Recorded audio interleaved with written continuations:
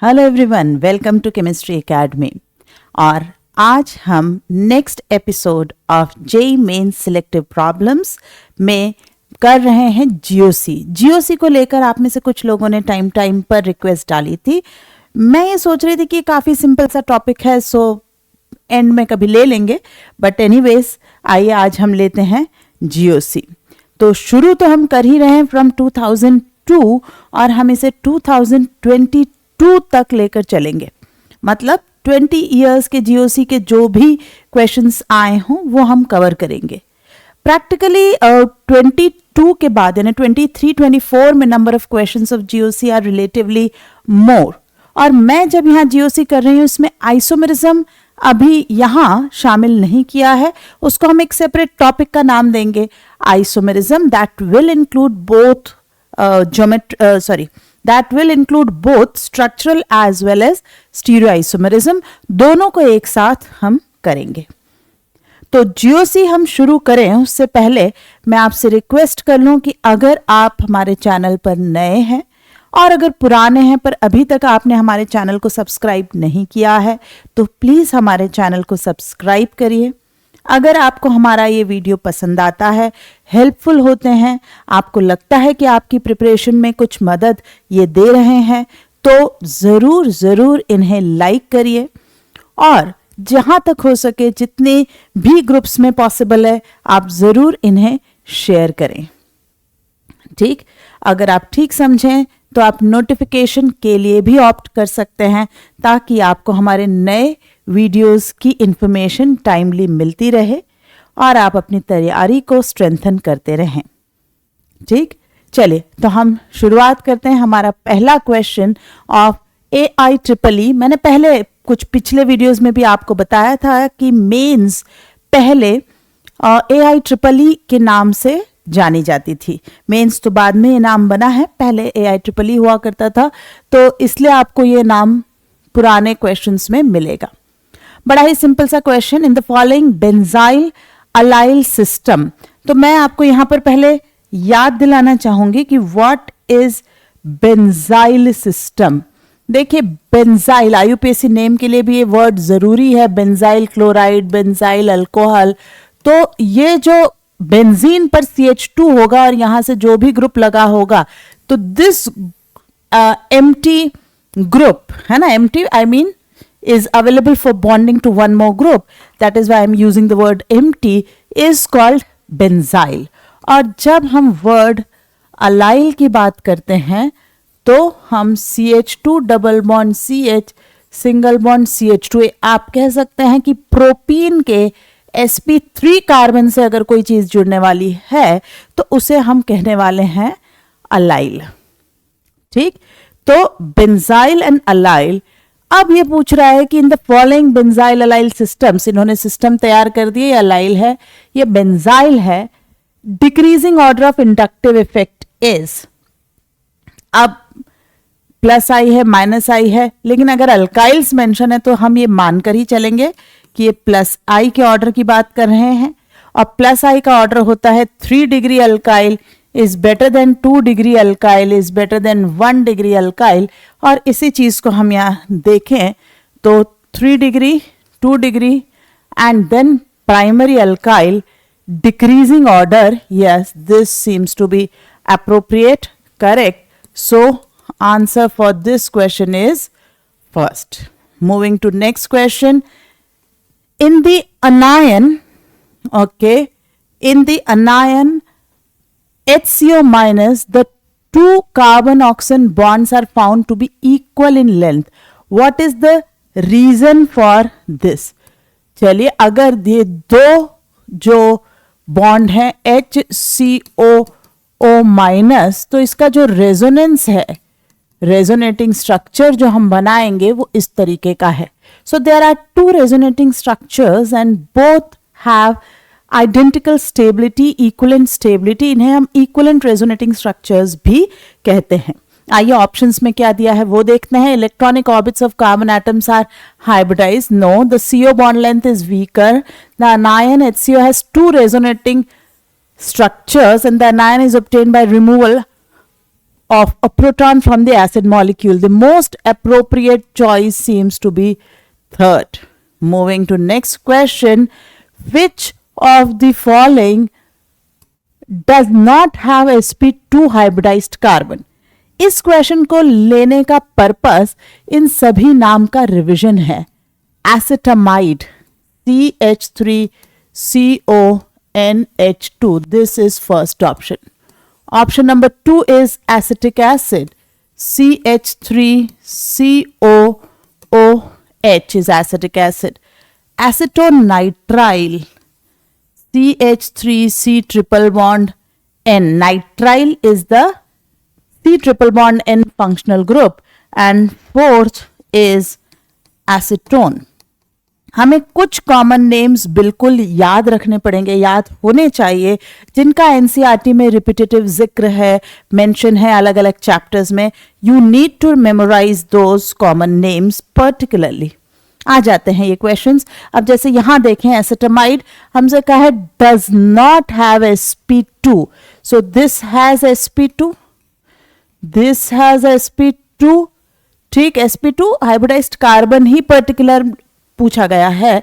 So here there is no sp2, क्योंकि ये है sp3 और ये हो जाएगा sp. अगेन sp2, sp3, तो which do not have sp2, answer is 3, acetonitrile.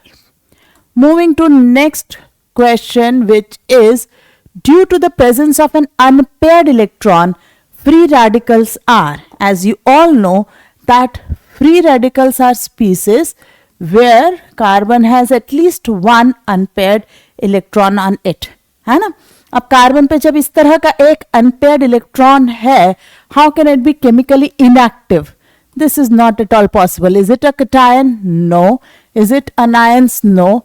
Is it chemically reactive? Certainly, very reactive. These free radicals are highly reactive. That is why in radical reactions we observe chain reactions. So answer for this is option number 2.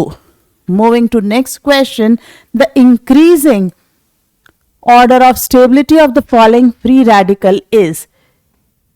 Stability of free radical या कोई भी intermediate definitely is increased by increase in resonance. तो जितना ज्यादा उनमें resonance होगा उतनी उसके अंदर stability हमें देखने को मिलेगी.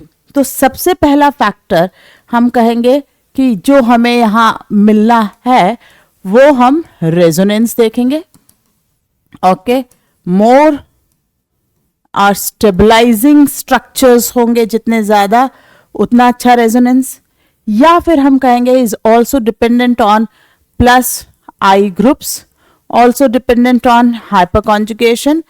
जितना उन्हें ज्यादा हाइपर कॉन्जुगेशन मिलेगा उतना वो ज्यादा से ज्यादा स्टेबलाइज होंगे. So by this logic I think PH3 more stable, PH2 थोड़ा रेजोनेंस कम, methyl 2 and methyl 3 better hyperconjugation and inductive, lesser hyperconjugation and inductive. So answer for this question is 4. Moving further, arrange the carbanions in order of their decreasing stability. Stability कम होते हुए हमें दिखानी है. Stability कम होती जाए. Question overall is simple, but this particular needs a reminder in your brain that ये CCl3 minus, it is not just chlorine का minus I that you will consider, it is d orbital resonance with these 3 chlorines. ये chlorine के वजह से this negative will be delocalized into 3 further electronegative atoms of chlorine. ठीक, तो ये d orbital resonance जो है वो इसे फर्दर स्टेबलाइज कर रहा है. And definitely this resonance is a very dominating factor. Thereby CCl3 minus will be the most stable of all, decreasing मतलब सबसे ज्यादा हमें CCl3 वाला ऑप्शन होना चाहिए और वो एक ही है, तो आई एज्यूम आंसर इसको होना चाहिए। बाकी चेक करते हैं। PHCH2, okay, resonance Me2 and then Me3 plus I जितना बढ़ेगा उतना कार्बन आयन की स्टेबिलिटी कम होती चली जानी चाहिए, तो आंसर इज 1, है ना। सेकेंड और थर्ड अगर आप देखें तो they are simply by the logic of more plus I less will be the stability of carbon ion. ठीक, तो इन दोनों में ये ज्यादा स्टेबल होगा। Answer is first. Moving to next question, the non aromatic compound among the following is. Non aromatic क्या होते हैं? Non aromatic those which are neither aromatic nor anti aromatic, बस यही इनकी कंडीशन है, are called non aromatic. Non aromatic class is like a dustbin, जो इस वाले बकेट में भी नहीं जा रहा, उस वाले बकेट में भी नहीं जा रहा है, dump them into non aromatic category. ठीक, now see for aromatic and anti aromatic दोनों के ही नीचे अगर मैं इनकी कंडीशन लिखूं तो we want cyclic, planar, right, continuous conjugation,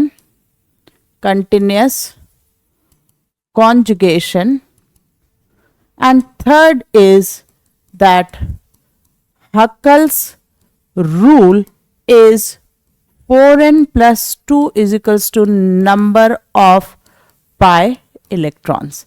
This is what it should follow. Correct? अब जब यही बात हम लेते हैं for anti aromatic compounds, right, जब हम इसी बात को एंटी एरोमेटिक कंपाउंड के लिए रिपीट करते हैं तो पहले जो 2 पॉइंट हैं वो तो वैसे के वैसे ही कॉपी पेस्ट हो जाते हैं, that yes cyclic planar, continuous conjugation.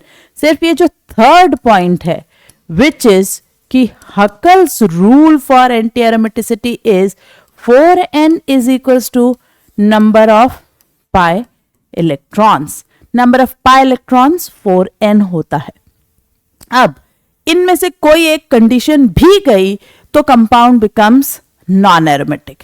जैसे पहला वाला स्ट्रक्चर आप देखिए, this is sp3 carbon, so this structure is not continuously conjugated, it is not planar, and thus this compound is going to be the answer, it is going to be non aromatic। तो answer तो हमारा 1 हो गया। इसकी बात करें, अब आपको सल्फर पे 2 पेयर ऑफ इलेक्ट्रॉन दिख रहे हैं, बट रेजोनेंस में एक ही पेयर पार्टिसिपेट करेगी। This is aromatic, 4n plus 2 equal to aromatic. This is naphthalene, well-known aromatic compound, and cyclopentadienyl anion, again an aromatic compound. So answer for this question is 1.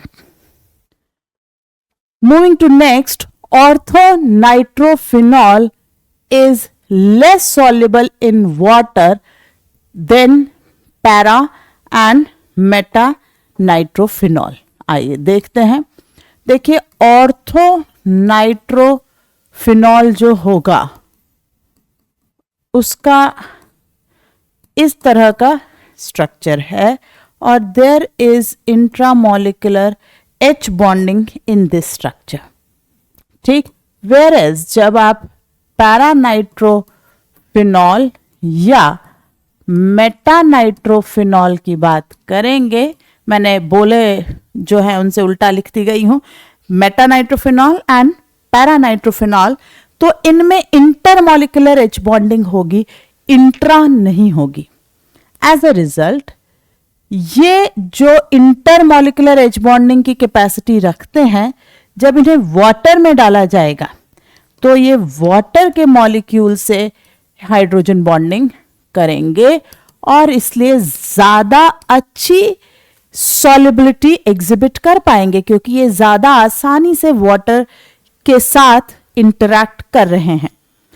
जब मैं orthonitrophenol की बात करती हूं तो वो अपने अंदर ही अंदर एच बॉन्डिंग कर रहा है, एंड दस अब वो वाटर के साथ एच बॉन्डिंग नहीं कर पा रहा, एंड देयरफॉर इसकी water solubility less than meta and para, इसका boiling point less than meta and para nitrophenol, ये दोनों पॉइंट इसके लिए एप्लीकेबल होंगे। यहां से वाटर सॉल्युबिलिटी पूछी है, लेकिन ये सेम चीज बॉइलिंग पॉइंट के लिए भी पूछी जा सकती है कि why orthonitrophenol has lesser boiling point. एक और टर्म रिपीटेडली आपने पहले भी कहीं देखी ही है अलग अलग क्वेश्चंस में, इज दोज जो इस तरह के आइसोमेरिक होते हैं, है ना, उनमें से जो इंट्रामोलिकुलर एच बॉन्डिंग वाले हैं उनको स्टीम वोलेटाइल के नाम से भी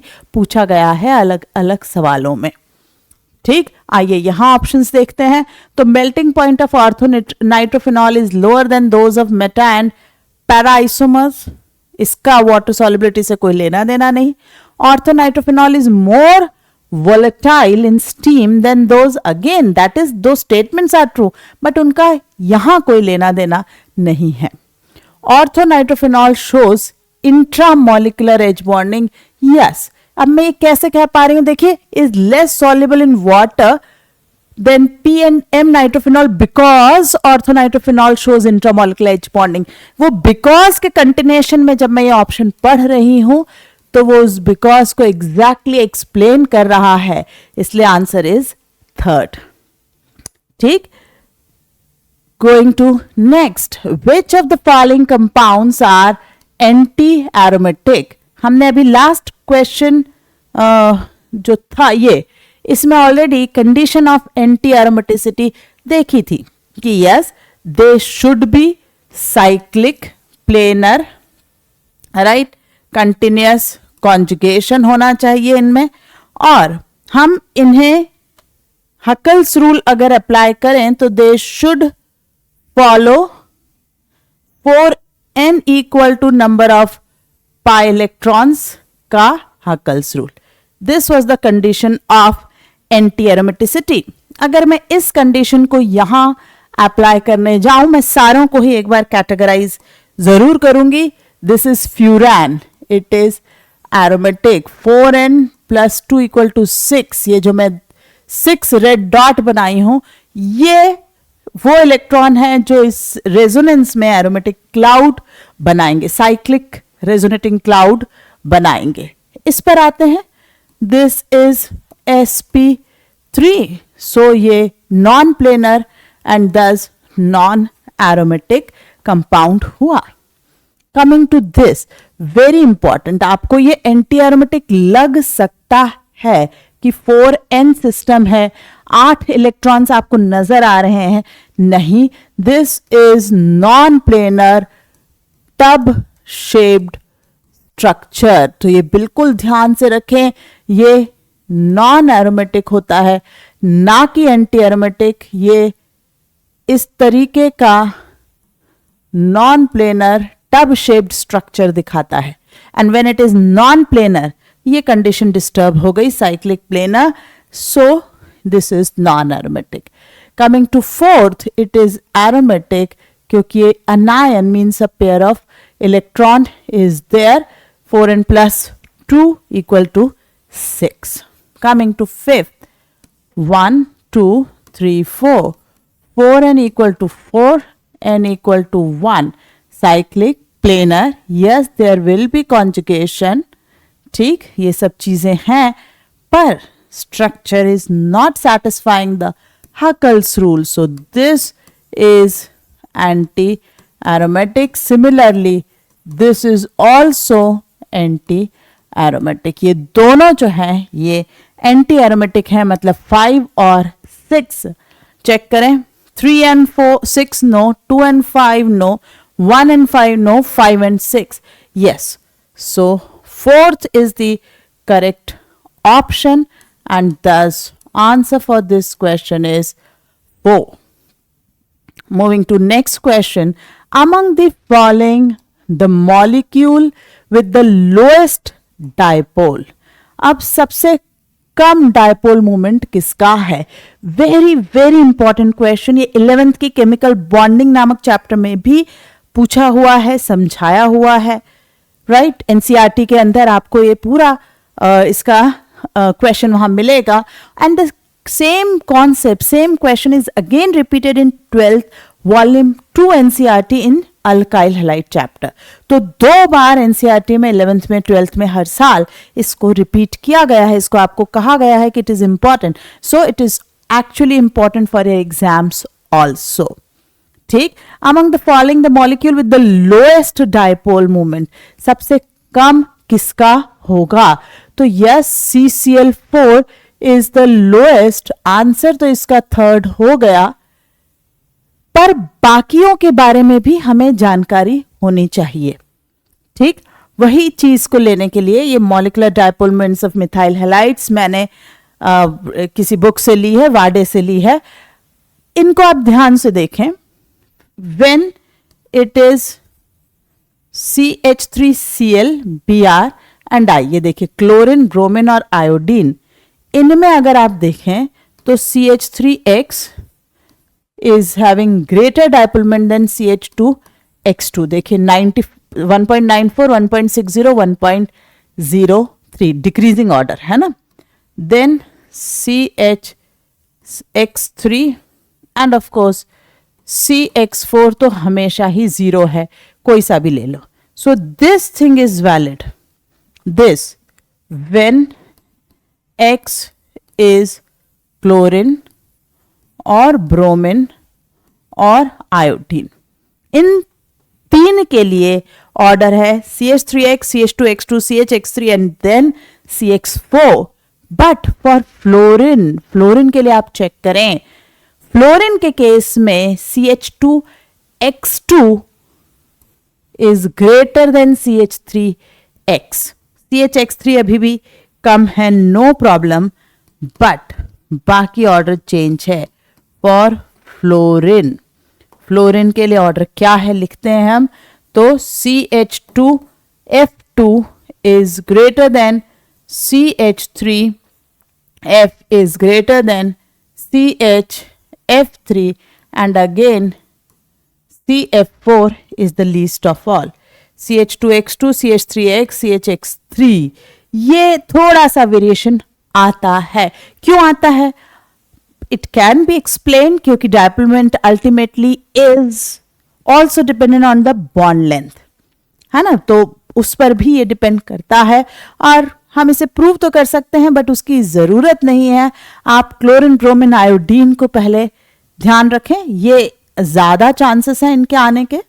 और रेयर पॉसिबिलिटी अगर फ्लोरीन पूछ ले तो वहां थोड़ा सा चेंज हो सकता है. ठीक.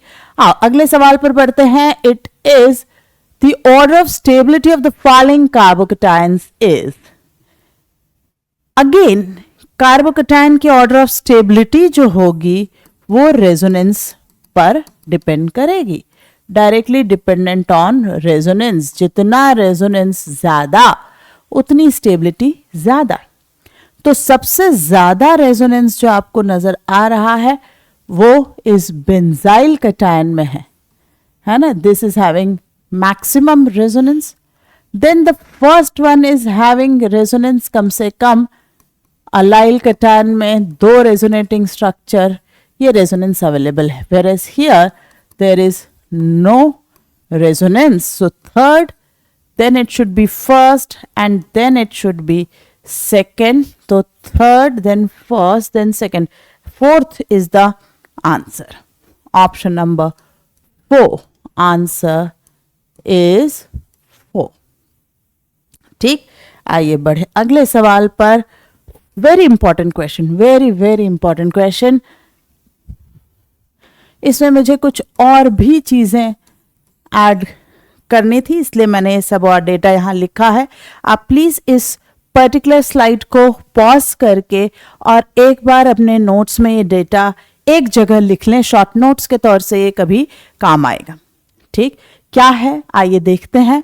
विच of the following molecule significant mu is non zero, मतलब इनमें से कौन है जिसका डायपोल मोमेंट जीरो नहीं है, यही क्वेश्चन है हमारे पास। Okay, so para dichloro cancel out हो जाता है, डायपोल मोमेंट इज जीरो। ये भी C triple bond N linear आ रहा है, नॉन जीरो। ओ तो इफ इट इज जीरो तो it can not be the answer. अब हमसे OH और OH, तो देखिए ये जो है ना OH और OH ये कोई लीनियर नहीं है, आप OH नहीं देखते हैं, that is not how it is, है ना, it is not like this. ये किस तरीके से होते हैं, these are more like this. अब ये यहां से रिजल्टेंट वेक्टर कैंसिल नहीं हो सकते, it could be here, it could be here, जहां भी हो, लेकिन वेक्टर्स अब परफेक्ट कैंसिलेशन पर सारे कंफर्मेशन सारे अरेंजमेंट में नहीं होगा। So this mu is not going to be zero. So third हमारे आंसर में होना चाहिए। सेम स्ट्रक्चर, ऑक्सीजन को हटा के सल्फर, इसको भी होना चाहिए। तो answer should be third and 4, that is second. Option number 2 is our answer. ये तो इस सवाल के बारे में, लेकिन कुछ और इंफॉर्मेशंस देखिए। एनसीईआरटी समय समय पे जो फिजिकल प्रॉपर्टीज में एग्जाम्पल्स ऐड करता है वो बदलता रहता है, और नॉर्मली फिजिकल प्रॉपर्टीज के जो क्वेश्चंस आपको मिलेंगे मेंस में, एडवांस में, वो उन्हीं एग्जाम्पल से होते हैं जो एनसीईआरटी में दिए गए हैं डेटा के साथ। तो किसी पुराने एडिशन ऑफ एनसीईआरटी में ये डाइहाइड्रोक्सीबेंजीन का डेटा दिया हुआ था। नई जो पिछले 5-7 साल से एनसीईआरटी में डाइक्लोरोबेंजीन का डेटा दिया हुआ है। मैं दोनों को आपसे शेयर कर रही हूं, कभी इनमें से कोई सा भी आपके काम आ जाए, फिजिकल प्रॉपर्टी को लेकर सवाल आ जाए, आप इस स्लाइड को यूज करके आंसर कर सकते हैं। देखिए, ortho dihydroxy catechol, resorcinol and parahydroquinol, जरा देखें बॉइलिंग पॉइंट का ऑर्डर। ठीक, बॉइलिंग पॉइंट आप देख सकते हैं, maximum is of para, then it is meta, then it is ortho. तो बॉइलिंग पॉइंट का यहां ऑर्डर हमें मिला है पैरा, मेटा, ऑर्थो। ठीक, अब आप डायपोल मोमेंट का ऑर्डर देखिए। इसके बाद सीधे डायपोल मोमेंट आप देखेंगे, it is not in sync with boiling point, that is what interesting is, है ना। डायपोल मोमेंट आप देखेंगे सबसे ज्यादा ऑर्थो का है, फिर मेटा का है, और फिर पैरा का है। क्लियर? तो यहां ऐसा इसलिए है क्योंकि dipole moment is not the primary deciding factor for their intermolecular forces. There will be intermolecular hydrogen bonding which will be main reason for their higher boiling point in para and meta isomers. ठीक, तो ध्यान से देखिए, बिल्कुल अलग तरह का आपको ऑर्डर लग सकता है कि भाई डायपोल मोमेंट से अपोजिट आंसर आ रहा है, बिल्कुल आएगा। आइए मेल्टिंग पॉइंट पे आते हैं। Melting point is again para 445, 383 meta and ortho. तो आप बॉइलिंग पॉइंट और melting point in same order देख रहे हैं, that is PMO, prime minister office, है ना। और जो डायपोल मोमेंट है वो जस्ट अपोजिट ऑफ PMO है फॉर डाइहाइड्रोक्सीबेंजीन्स। अब हम आते हैं dichlorobenzenes. This is data from NCERT. Mu मैंने अलग अलग सोर्सेस से यूज करके ऐड करा है। चलिए पहले हम करते हैं इसका बॉइलिंग पॉइंट। बॉइलिंग पॉइंट आप देखिए सबसे ज्यादा इज ऑफ ऑर्थो, ठीक, then it is of para and then it is of meta. 448 then 446। वहीं पर अगर हम इसका डायपोल मोमेंट का ऑर्डर देखें तो it is of ortho, then it is meta, then it is para.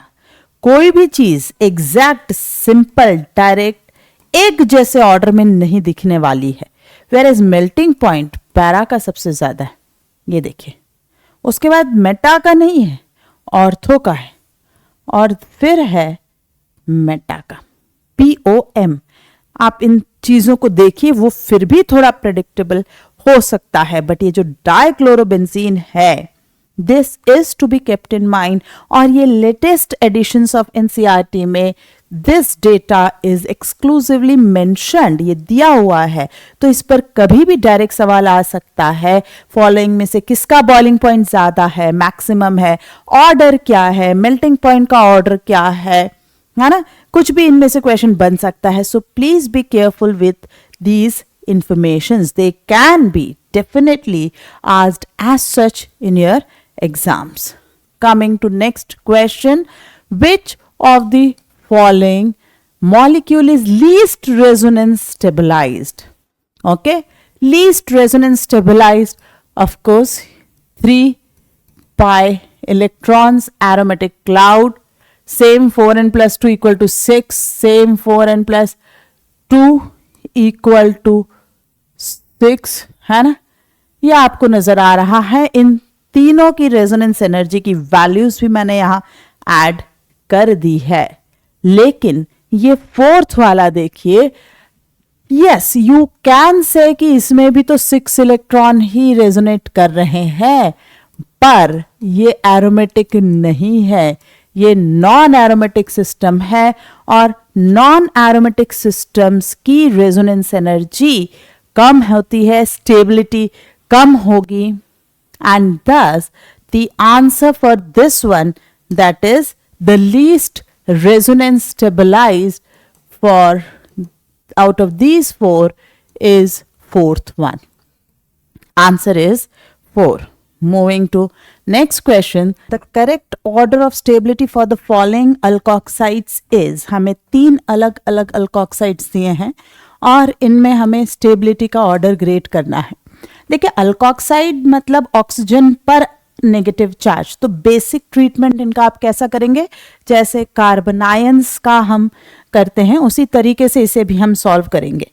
तो कार्बन आयंस के लिए हम कहते हैं कि अगर आपको stability of carbon ions check करनी है तो बेहतर हो उन्हें -R मिले, बेहतर हो उन्हें -H मिले अगर पॉसिबल है तो बिल्कुल, या फिर हम कहेंगे कि electron withdrawing group through inductive effect उनसे इलेक्ट्रॉन ले ले, then their stability will increase. अब यहाँ जो 3 केसेस दे रखे हैं, आइए उन्हें एक एक करके करते हैं। सबसे पहले ए केस। ए केस में जो हमें स्ट्रक्चर दिया है वो है O- N+ और O-।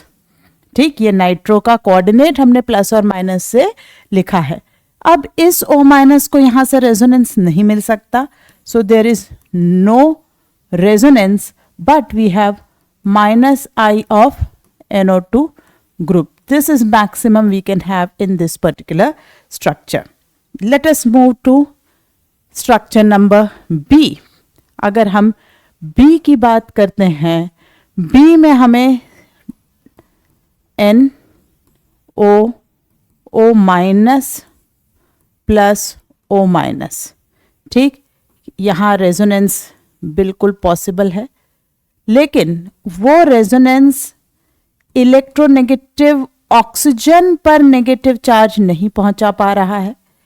It still is on carbon, ये जो C+C था वहां रेजोनेंस हो पाया। That is all we can have. हमारा ये जो O- है ये नाइट्रो के साथ रेजोनेट नहीं कर पा रहा, सो क्या रेजोनेंस है यहाँ? यस। -I ऑफ नाइट्रो है, यस, ये दोनों चीज हैं। पर अब ए और बी में मैं कंपेयर करूं तो definitely be will be better, है ना। बी हमारा बेटर हो चुका है क्योंकि उसके पास रेजोनेंस और इंडक्टिव दोनों चीजें हैं। हम ऑप्शन सी पर आते हैं। सी है हमारा NO- plus double bond O-। Resonance yes. चलिए शुरू करती हूं। सबसे पहले जो बी के रेजोनेंस स्ट्रक्चर की तुलना तक, कंपैरिजन तक बात जाए कि सी यानी कार्बन पर नेगेटिव आ रहा है, वो चीज मुझे यहां अचीव हो गई, तो बी तक तो ये दौड़ में है। Now this negative can further go to this oxygen. O minus N O minus. So double bond, single bond, double bond O. So this negative can ultimately go to a very electronegative atom oxygen. और इन्हीं सब चीज़ों का combine effect हम देखें, C is most stable, right? Then comes B and then comes A. So हमसे पूछा था correct order of stability C, B, A and the answer is option number 1. ठीक, 2020 तक आप देख रहे हैं कोई बहुत टफ क्वेश्चन फ्रॉम जीओसी अभी तक हमें नहीं मिला है. नेक्स्ट पर आते हैं हम. The correct order of heat of combustion for the following alkadienes. Heat of combustion, delta H combustion एक एक्सोथर्मिक प्रोसेस है and is inversely proportional to stability for isomers. Okay, for isomeric molecule ये बात true है कि अगर कोई चीज ज्यादा स्टेबल है, कोई मॉलिक्यूल ज्यादा स्टेबल है तो उसकी हीट ऑफ कंबशन कम होना चाहिए, कम होगी. ठीक, अब हमारे पास जो ए बी सी ऑप्शंस दिए हैं, मैं इनकी बात शुरू करूं और मैं ऐसी टर्मिनोलॉजीज बोलूं सिस ट्रांस वगैरह. कैसे? आपको जो डबल बॉन्ड बना हुआ है आप देखिए उनकी एक एक वैलेंसी आपको खाली नजर आ रही है, उन्हें आप हाइड्रोजन से भर दीजिए. जब आप इन्हें भर देंगे तो आप देख सकते हैं both hydrogen for this double bond are on opposite side. So this is trans. Similar to this bond is trans. ठीक, मैं पहले इनका सिस और ट्रांस का ही बंटवारा कर लेती हूं. बी पर हम ऐसे ही चलते हैं. बी में हमारे पास जब यही काम करना और हमने हाइड्रोजन्स फिल किए जहां भी डबल बॉन्ड पे बची हुई वैलेंसी थी, तो क्या नजर आ रहा है हमें? देखिए ये तो ट्रांस है लेकिन यहां दोनों हाइड्रोजन सेम साइड पर हैं, इसे हम सिस बोलने वाले हैं, है ना? यहां हम इसे सिस बोलेंगे. हम सी पर आते हैं.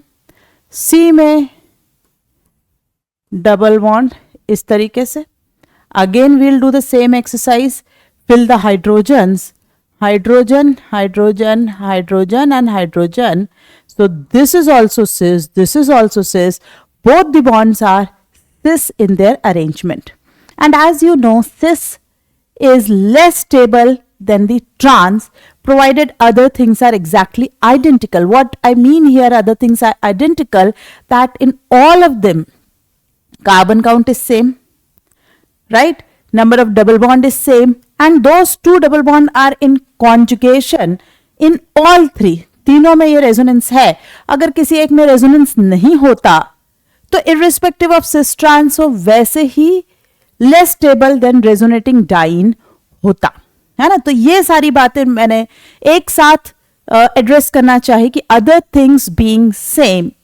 Now as we know that cis is more unstable, तो अगर हमसे कहे स्टेबिलिटी की बात करें तो हम कहेंगे cis cis, then cis trans and then trans trans. This should be the order. And if this is the order of stability, cis cis is option C, cis trans is option B, trans trans is option A, structure A. This is the order of stability. As we said, heat of combustion will be inverse to this. So heat of combustion will be A, B and C. सबसे ज़्यादा A की होगी, फिर B की और सबसे कम C की होगी. It appears that answer number 3 is correct. A, B and C. Right? Moving to next question. Among the following compounds, which one has the shortest, सबसे छोटी CCl bond? सबसे छोटा कार्बन क्लोरीन बॉन्ड इनमें से किसमें होगा? चलिए फर्स्ट ऑप्शन की बात करें. फर्स्ट ऑप्शन में कोई रेजोनेंस नहीं है, कुछ भी नहीं है और सिंपल CH3Cl, तो sp3 कार्बन क्लोरीन बॉन्ड है, बस खत्म। सेकेंड में भी यही हाल है, sp3 कार्बन क्लोरीन बॉन्ड है।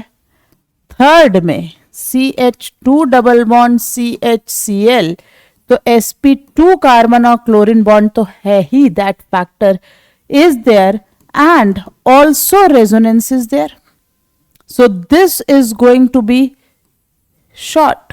ये शॉर्ट तो होगा, शॉर्टेस्ट होगा कि नहीं वो हम देखते हैं, ठीक। फोर्थ ऑप्शन पे आते हैं। Fourth option is CH2 double bond CH single bond CH2Cl, एक कार्बन और एक्स्ट्रा आपको ऐड कर दिया है, तो ये तो sp3 कार्बन Cl है, बॉन्ड की लेंथ बड़ी हो जाएगी, है ना। मोर परसेंटेज s कैरेक्टर अगर है हाइब्रिड ऑर्बिटल में तो उससे बना bond will be shorter, plus यहां आपको रेजोनेंस क्लियरली नजर आ ही रहा है, तो answer is third. Answer for this question is third. Moving further, among the following the aromatic compounds are, as we have already discussed what the aromaticity in the beginning of this video, so B and C, this is sp3 non-aromatic and this one is going to be anti-aromatic, तो B और C दोनों हमें किस option में मिल रहे हैं? Option number 2, answer is 2. Moving to next, among the given species the resonance stabilized, किन में resonance है? हम बनाकर देख सकते हैं, A में है, B में है, अब 2 सिग्मा की दूरी आ गई, C में नहीं है, और यहां तो पॉसिबल ही नहीं है ना, सेम ही पे डबल बॉन्ड, सेम पे plus, not possible. Answer is A and B only, and thus answer is third. Moving to next question, which of the following compounds does not exhibit resonance, नहीं दिखा रहा है resonance। यहां तो resonance benzene है, दिखाएगा ही, तो 2 तो मैं वैसे ही हटा देती हूं, ठीक। ऑक्सीजन की lone pair bonded to double bond, resonance होगा, अमाइड रेजोनेंस होगा, and thus it appears answer is 4। Fourth ही ऐसा है जिसमें रेजोनेंस पॉसिबल नहीं है। Going to next question, given below are 2 statements, कौन से 2 स्टेटमेंट्स आइए पढ़ते हैं।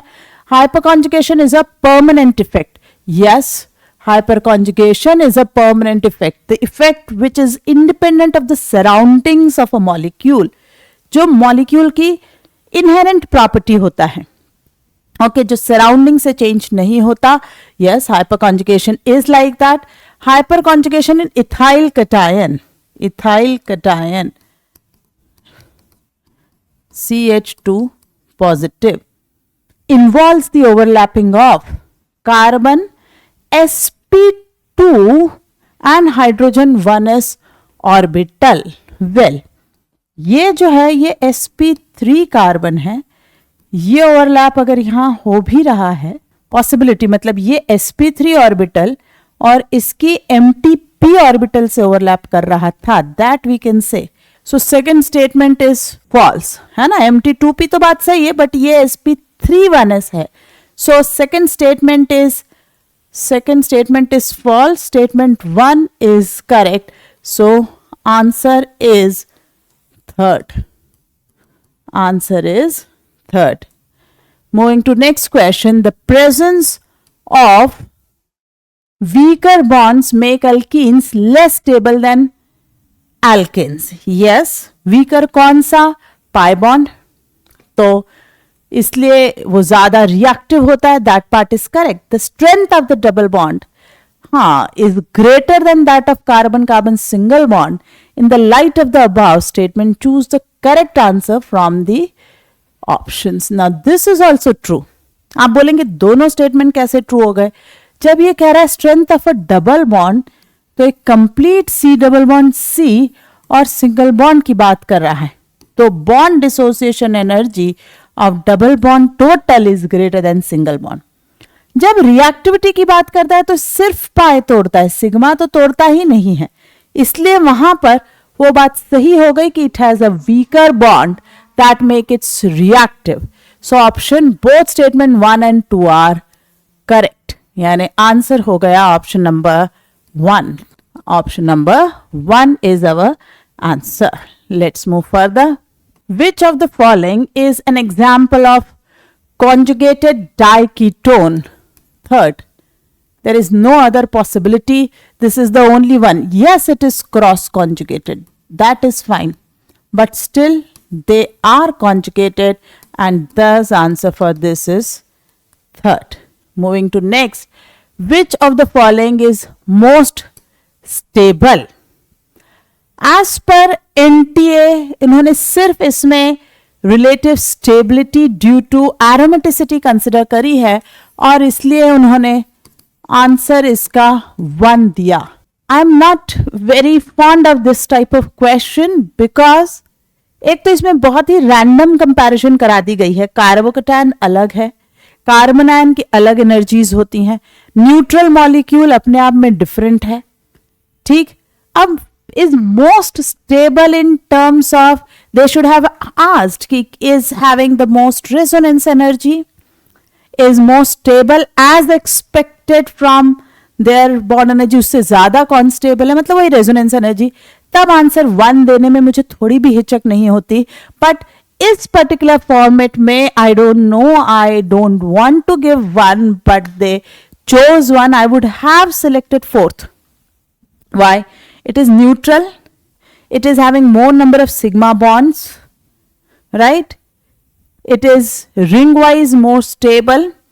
What I'm saying is pretty much like when you hydrogenate benzene, it forms cyclohexane, and we know that reaction is exothermic, so it clearly implies that the cyclohexane is thermodynamically more stable than benzene. So by that logic, I strongly object the answer given by NTA in this particular question.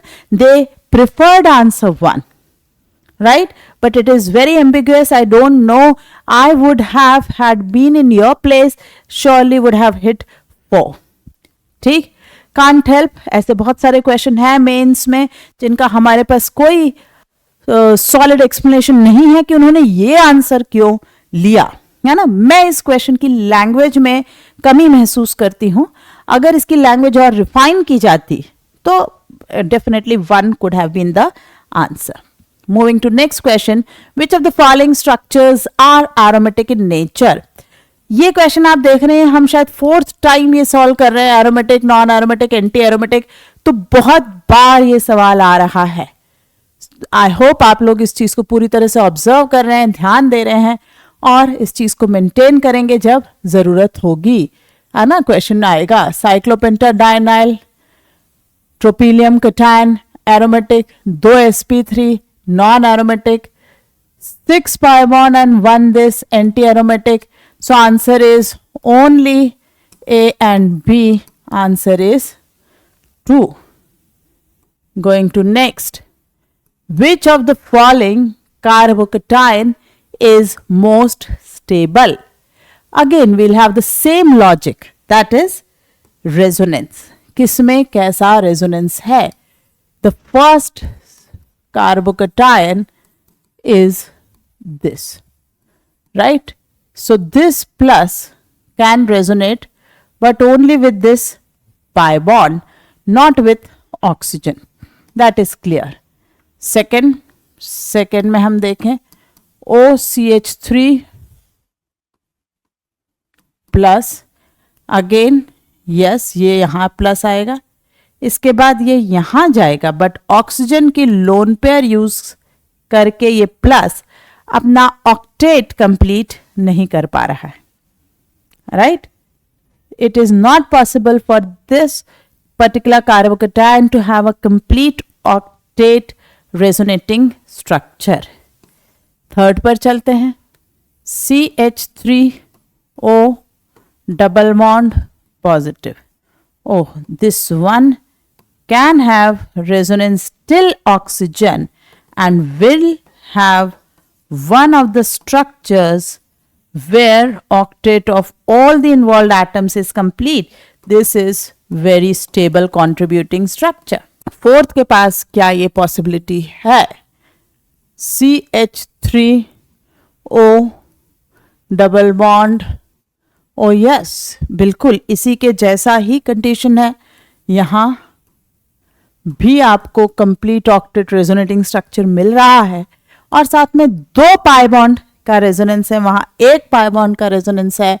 तो most stable जब हमसे पूछा जा रहा है तो answer is 4. Answer is 4. अगर इनमें कंपैरिजन दी जाती तो हमारा आंसर होता 4 3 2 1. डिक्रीजिंग ऑर्डर ऑफ स्टेबिलिटी होता 4 3 2 1. Most stable answer is 4th. अगले सवाल पर, which of the following compound is not aromatic? देखो, non aromatic meaning neither anti nor aromatic. Okay, that is non aromatic. But not aromatic, इसका मतलब है it could be anti और non. ये दोनों जो हैं नॉट एरोमेटिक में आते हैं. ठीक, आइए अब इनमें देखते हैं. Is not aromatic, this is aromatic, this is aromatic. ठीक, this is aromatic.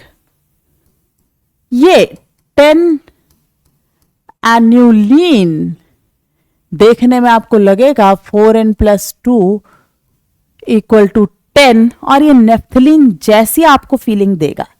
But important, this is non planar structure. ये नॉन प्लेनर स्ट्रक्चर है. क्यों? क्योंकि ये जो 2 हाइड्रोजन्स अंदर हैं इनके अंदर रिपल्शन होता है. ओके, ये हाइड्रोजन, यहाँ स्पेस बहुत कम है और वहां पर ये जो 2 हाइड्रोजन हमने प्लेस कर दिए इनमें आपस में टक्कर होती है and the structure goes out of plane and therefore answer is 3rd. Okay, the correct answer is 3rd. Going to next. अगला सवाल है, which of the following is not an example of benzenoid compound? तो benzenoid compound have to be aromatic. They should have at least one benzene like structure. Is not an example. तो 2 भी है, it is not a benzenoid compound, and 1 भी है. NTA ने इसका भी answer एक ही दिया था 2, but again 1 is also not a benzenoid compound because it is not having benzene. Okay, एक भी इंडिविजुअल बेंजीन नहीं बन रही है और इसलिए 2 आंसर्स यहां होंगे. ठीक, let's move to next question. अगला सवाल है हमारा, given below are 2 statements. One is labelled as assertion A and the other is labelled as reason R. चलिए, पहला असर्शन 6 एन्युलिन. 6 एन्युलिन का अर्थ है 6 कार्बन का cyclic structure with conjugated pi bonds. 8 annulene मतलब ये बना हुआ है and cis 10 annulene are respectively aromatic. Yes, first one is aromatic. Not aromatic, that is true because it is non-aromatic, which is part of not aromatic, correct, and aromatic, but the last one again is not, that is untrue. So this should have been, option should have been false. First statement is incorrect, है ना. अब आते हैं हम इसके reason पर. Planarity is one of the requirements of aromatic system. That is true. So what we suggest as an answer here is A is not correct, but R is correct. So answer should be 4. But NTA gave A and R are correct and R is the correct explanation first as an answer. It took this cis 10 aniline in this particular paper which was 2022. Okay, whereas अभी हमने एक question 2022 के एक दूसरे shift के question में they took this compound as not aromatic, 2022 में ही है हम, है ना, और यहां पर दे टुक एज एरोमेटिक. सो फॉल्ट उनकी थी, but they gave wrong answer as 1 and the correct answer should have been 4. ठीक, तो इसी के साथ हमारा ये पूरा डिस्कशन यहाँ खत्म होता है. ठीक, ये हमारा अभी 2022 तक का जीओसी का डिस्कशन खत्म हुआ है. इन दी coming episodes we will try to complete 23 and 24 also because they have more number of questions on GOC as compared to the previous one. यही जो हमने क्वेश्चन यहाँ तक करे हैं, these are already almost 30 questions. आगे के में भी अराउंड 25 क्वेश्चन हमें एक बार और डिस्कस करने पड़ेंगे. ठीक, चलिए तो हम जरूर मिलेंगे अगले एपिसोड में, विच मे और may not be of GOC because I may have to go for isomerism also, क्योंकि वो भी मुझे कंप्लीट एक बार डिस्कशन कर लेना चाहिए ताकि एटलीस्ट कॉन्सेप्ट्स आप लोगों की रिवाइज हो जाएं. जाने से पहले do not forget to subscribe our channel and अगर आपको हमारा वीडियो पसंद आया है तो लाइक करने में थोड़ा भी ना हिचकिचाएं. Share our channel and videos as much as you can. So see you again. Till then take care. Bye bye. Thank you.